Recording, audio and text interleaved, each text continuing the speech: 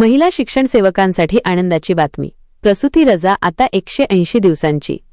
मुंबई राज्यातील मान्यताप्राप्त खासगी शाळांमधील महिला शिक्षिका आणि शिक्षकेतर कर्मचाऱ्यांसाठी राज्य शासनाने एक मोठा निर्णय घेतला आहे. आता या कर्मचाऱ्यांना 180 दिवसांपर्यंत प्रसूती रजा मिळणार असून यामध्ये महिला शिक्षण सेवकांचाही समावेश करण्यात आला आहे. रजेचा कालावधी वाढवला.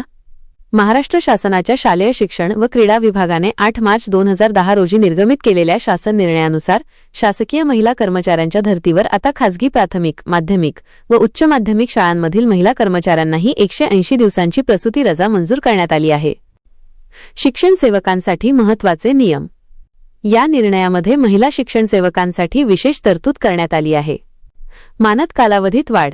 जर महिला शिक्षण सेवकाने आपल्या शिक्षण सेवक कालावधीत प्रसूती रजा घेतली तर त्यांचा शिक्षण सेवक पदाचा कालावधी प्रोबेशन पिरियड त्या रजेच्या प्रमाणात पुढे वाढवण्यात येईल. 2 अपत्यांची मर्यादा.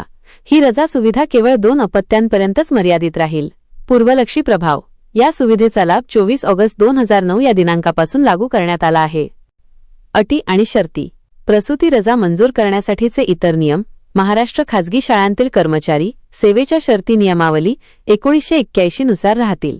ही रजा घेताना नियमावलीतील नियम 16 मधील पोटनियम 14, 15, 16 आणि 17 काटेकोर पालन करणे आवश्यक आहे. शासनाच्या या निर्णयामुळे शिक्षण क्षेत्रात काम करणाऱ्या हजारो महिला कर्मचाऱ्यांना, विशेषतः मानधनावर काम करणाऱ्या शिक्षण सेवकांना मोठा दिलासा मिळाला आहे.